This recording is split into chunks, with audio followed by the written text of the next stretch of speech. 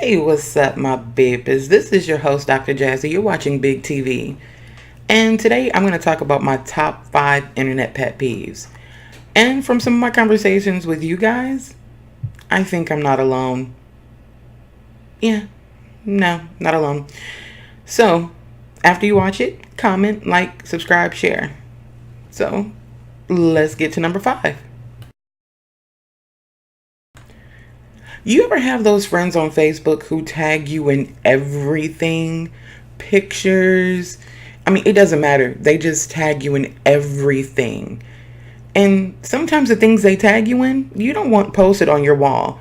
Because you could have a boss following you, your family, your kids, your mate. You just never know. But they don't take that into consideration. The only thing they care about is getting more people to look at what they're trying to post. That is why I have timeline review enabled on my account. So, it's not that I don't love you, but I just don't want everything that you write, everything that you take pictures of or whatever on my profile. That's something you should kind of ask my permission for. Just my opinion. So, let's see what's at number 4. Alright, e-thugs and bullies. Y'all get on my fucking nerves. You know, I've encountered a few people like this. Those who assume because of my personality that, I'm just this lovable, bubbly, you know, no anger kind of person. You don't never know who you're talking to. You dig what I'm saying? So before you try to run up on somebody, make sure that you know who they are. Don't feel like you big and bad because you're in a different state and you're hiding behind a computer screen. It's ridiculous. That means that you're a person who has no power in real life. Therefore, you have to take to the computer to make yourself feel good. You know what that makes you? A punk. You know what else that makes you? A stupid bitch. So before you run up on somebody, make sure you know who you're running up on. Because that person can be crazier than you. Example? Yeah, that's right. Let's get to number 3. Alright, so girls, when you post pictures of your ass and your titties, you are opening yourself up to comments from a few different groups of people that you may not appreciate. But then again, even though you complain, you might actually appreciate it. Group number 1, men. If you post pictures and videos of yourself bent over, twerking, ass out, tooted up, titties out, bumped up, and a man says, "Oh, I want to hit," or "Ooh, she got a fat ass," and they comment on purely your physical, can you really get mad? Yeah, they should have more self-respect and more decorum, but then again, shouldn't you? Right? You have to keep your side of the street clean. You can't control what they do. Don't think a man is going to look at you for your intellect. When you have your ass tooted out, it's not like you're posting a graduation picture. And the second group will be women. If they're hating on you, calling you a tramp and a whore, you put yourself out there. Is it right? No. But is what you're doing right? No. And then there's the people who aren't even worried about what you're doing with your body. But what kills me is when I see women with their feet up on their sink, with their nasty ass crusty feet, in a dirty ass bathroom or up on the toilet, ass tooted out, right? But when you look past that disaster, and then past the disaster of the nasty ass room, you see a child in the background in the bathtub. Or if they're on the bed, you see a child in a playpen peeking over. Even worse is when I see children, like girls bent over with their mommy showing their ass, or little boys who are holding on to grown-ass women who are twerking on them. If you do that, you're just as wrong. You can't control what anybody else does. But can't you control what you're doing? I'm just saying. It's time for number 2.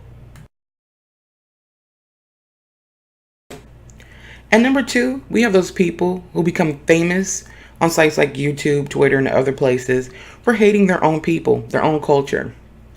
There's a particular person on YouTube that I vehemently despise. I don't hate him. And the reason why I refuse to hate him is because I believe that he was misdirected. He attributes a lot of his comments to his grandmother and his mother. So it doesn't really surprise me that he hates black women as much as he does.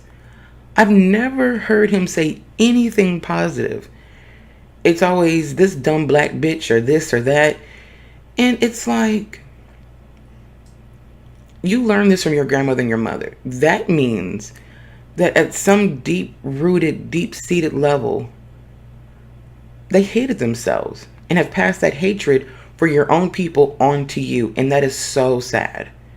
So, people who become famous for hating themselves, like the Larry Elders of the world, are people who are purely, I think, on some level, trying to fit into mainstream culture. It's kind of like we were talking about the clown syndrome, right? At some point, you have to get off the stage. Don't do the dirty work for them. In many instances, that's like the new age racism, sexism, you know, uh, the new way of being prejudiced, period. Get a person from that group to do it. Then the people can't yell racism because it's somebody from their own group doing it. And you just become fodder for them. Idiot. It's time for the top number one.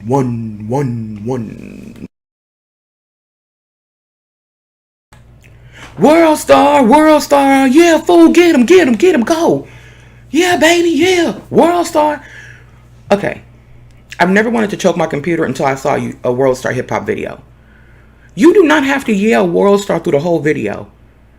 And what irritates me is like the whole video is like shaky, and the only time it's clear is when a person turns the camera on and they self say, "Yeah, fool, Worldstar, fool, Worldstar." Everything else is just a swirl of colors. Please shut up. And even when you're not on Worldstar Hip Hop, oh my God. If you're gonna videotape something to share with other people, especially if you're a teenage boy whose voice has not changed yet, I do not want to hear you screeching in my ears.